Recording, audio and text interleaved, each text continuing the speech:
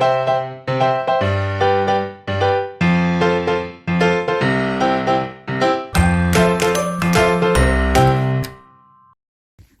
I'm Judy Gautier, and I'm an author for C&T Publishing. I am the author of Quilts for Scrap Lovers, Rainbow Quilts for Scrap Lovers, and Sensational Quilts for Scrap Lovers. And now, Quilt As You Go for Scrap Lovers. So I've got 3 books about scrap quilting, and C&T Publishing calls me the Scrap Whisperer. So how I accomplish all these scrap quilts is by cutting them only into 3 sizes. My scraps get cut down into a 3.5, a 4.5, or a 5.5 inch square. Sometimes all within the same quilt, sometimes only using a couple, but it's always those same sizes of squares every single time. So in the past, I used 3 separate templates, a 3.5, a 4.5, and a 5.5 inch square to cut down my scraps. But I now have a new tool. It is a all-in-one 3.5, 4.5, and 5.5 inch acrylic template tool. And I'm going to show you how to use this tool to make lots and lots of different fast and simple cuts to get your scrap quilting done efficiently and without math. So here are some of my scrap pieces. Now, most of my scraps tend to be left over from cutting umbrellas, from cutting out garments, from cutting out or bolt ends of things, because I'm also a shop owner of a quilt shop. So I have a lot of bolt ends and pieces left over. But like I said, many of them, the majority of them, are left over from cutting curves or from cutting garments. So most of the quilts start out in my books with cutting 5.5 inch squares, not 5 inch squares, but 5.5 inch squares. It's really important that you have that extra 1/2 inch. If you do run into having to do any math, it just complicates things so much more if you don't have that extra 1/2 inch calculated in. So I'm going to cut these scraps into 5.5 inch squares. See how nicely it works to have a template to cut like that. So here I have 2 of one print and 2 of a coordinating print. So they're all cut into 5.5 inch squares. And the nice thing is that with each book, there's another new cutting technique that comes out. And these are all, like I said, fast and simple, mathless cutting techniques using this tool, okay? So I have a stack of 4, 2 of one print, 2 of another print. So the first thing I am going to do is I am going to find my edge here and the edge of the 3.5 inch square. All right, so that's the 1/4 inch line. I'll move it over here a little bit. That's the 1/4 inch line, and this is the edge of the 5.5. So that means that that's 2 inches right there. So I'm going to put my edge of my 3.5 inch square down. Make sure that your stack of fabrics is nice and neatly aligned. And I am going to cut along the edge of the 5.5 inch squares. And this technique, all these techniques are shown in the books. So now I have 2 rectangles. Now I'm going to take my 3.5 inch square and I'm going to lay it down right here, lined up nice and neatly aligned with the edges of my fabric. And I'm going to cut across the top of that. Okay, so now all your cutting for this block is done.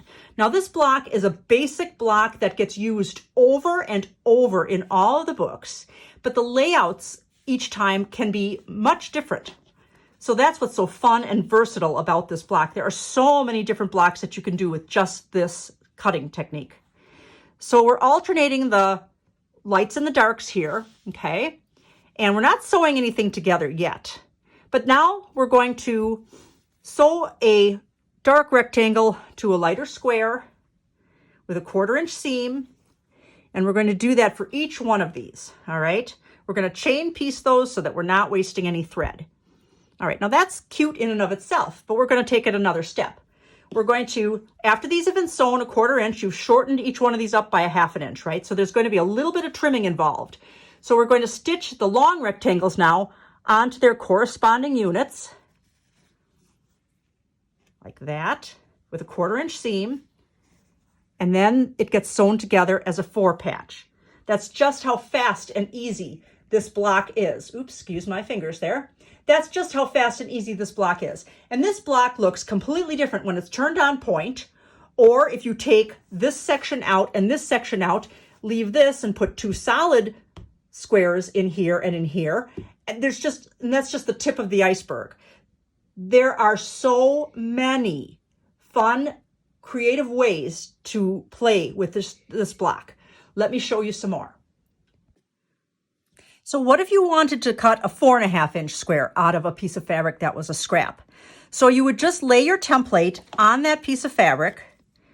You might have to square the edges of the fabric or straighten the edges of the fabric up first. And you're going to cut, there's the blue lines where the 4.5-inch would be. And you're going to turn it this way. So now you have a 4.5-inch square, and you can cut out a 4.5-inch square. This leaves it so that your entire scrap, the rest of your scrap, is not dedicated to having one large chunk taken out of it. If you would have cut a 4.5-inch strip out of this scrap, the whole rest of the scrap would have been committed to that 4.5 inches. Now, if I wanted to go back and cut a 5.5-inch square, I still can do that. That's the beauty of using an acrylic template, for one thing, but the beauty of using this acrylic template. So now I have a 4.5-inch square. Let's just see what kinds of fun things we can do with 4.5-inch squares. Okay, I have a 4.5-inch square, and I have a big chunk of something left over that I use to cut bias binding, all right? So I want to cut a 5.5-inch square out of that. So I'm going to cut a piece that is 5.5 inches by 5.5 inches, and I have a 4.5-inch square. What kind of fun things can we do with this? Well, I'm going to cut my 5.5-inch square on the diagonal. And then I'm going to cut this one on the diagonal twice.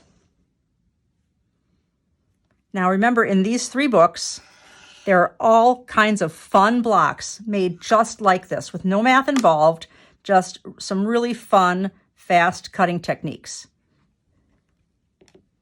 I'm going to cut this one twice. All right. Now, I'm going to set these aside. And I'm going to take this one and I'm going to crease it. Whether you use one of those little brayers or whether you use your iron, you just have to be careful because this is a bias edge. So those of us with lots of experience know that we're not going to use our iron like a rolling pin.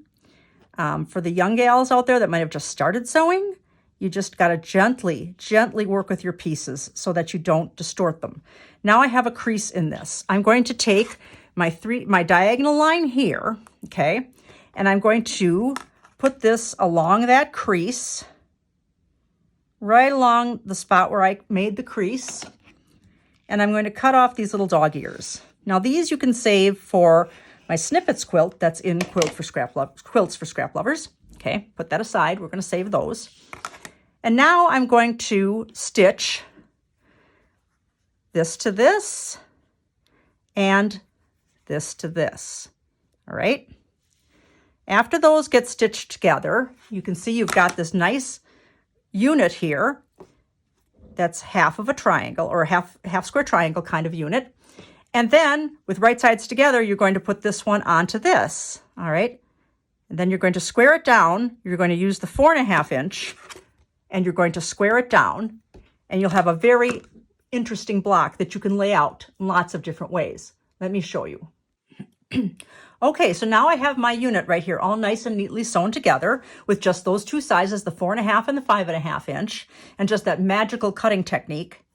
And I want to square this up to 4.5 inches. So I'm going to take I'm going to put something white behind here so it's easier to see. I'm going to take my diagonal line from my 4.5-inch square, which is blue. You can see that the 4.5-inch square is blue, my diagonal line.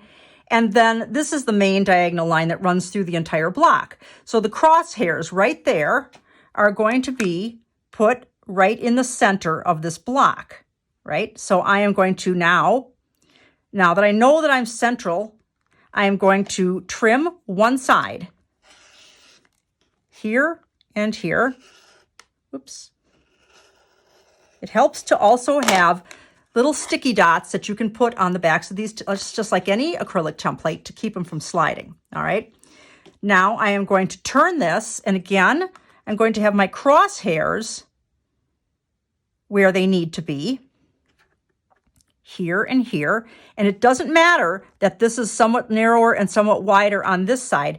This is the center. This is where you want that to be, okay? Because this is what happens on lots of blocks in lots of different sewing situations where you don't trust your tool, or you don't put your tool central along the diagonal line. I've seen this happen many, many times with people, and then they cut something wrong because they see that these two edges are not the same. And that's the whole reason that you are squaring something up, is because they're not the same, right? Because when we sew, we stretch, we pull, fabrics behave differently, fabrics play differently. So we're going to trust our acrylic template. We're going to trust our tool. And now you have the perfect block that's 4.5 inches by 4.5 inches. This particular block can be laid out in so many different ways. It's absolutely amazing the uses you will find for this block. Now, the other two that we cut from this, we're not going to throw those away either. You can either use them for my snippets quilt, or you can make another one of these blocks using these two as well. Now, the next one that I want to show you is made extra fun by the fact that I'm using stripes. Again, this is a piece that I had left over after cutting a bias binding. A lot of times you don't really know what to do with these pieces because you've got this giant bias piece cut off, but you've got a large chunk left over. So I'm going to cut 3 5.5-inch squares out of this piece of fabric. Okay, I have 3 pairs of fabric here. I have 3 of the striped fabric, like I showed you initially. I have 3 pieces of a Kona sheen that was left over from a Christmas tree skirt that I had made. And I have paired them together, right sides together, and made a mark at the upper left and the lower right. Okay. Now I'm going to take my ruler, and I am going to cut on a diagonal where I'm just touching those 2 little hash marks that I made. And I'm going to keep them together. And I'm going to go over to my sewing machine, and I'm going to make a 1/4-inch seam along this long straight edge here. Along this long straight edge. Not even going to take them apart. I'm going to leave them together so that I can chain piece. And this is just using scraps and my acrylic template. Okay, now I have stitched all of these right sides together along that long edge, and I've pressed my seam allowances open so that when I lay them out, and I'm going to stitch this seam right here, and I'm going to put all of them together, stitching those seams. You will have a hexagon, a perfect hexagon. Now, you will then have this opening in the center, and I use felted wool to cut a circle, or you can make a heart or another hexagon, and you applique it using your favorite applique technique. And that is just another really fun example of one of the quilts that are in the books, and the use of this wonderful acrylic template, which cuts 3.5, 4.5, and 5.5-inch squares. Okay, so you may say to yourself, what do I need another ruler for? I've got so many rulers that I don't use, and I can't remember how to use them. This is not a ruler. It is a square. It is a square with 3 squares all together in one template, in which you have a myriad of patterns with combinations of using these 3, which will eliminate math for you and will have you cutting up your scraps in no time. You'll probably find that you leave it right next to your sewing machine and cut your scraps up into 5.5-inch squares so that you can use them down the road for tons and tons of quilts, in Quilts for Scrap Lovers, Rainbow Quilts for Scrap Lovers, sensational quilts for scrap lovers. And coming out within the next week is Quilt As You Go for scrap lovers. You will be thrilled at this tool. So thank you for watching this video, and I hope that I have helped you to come up with some great ideas for using those piles and piles of scraps that are in your sewing room.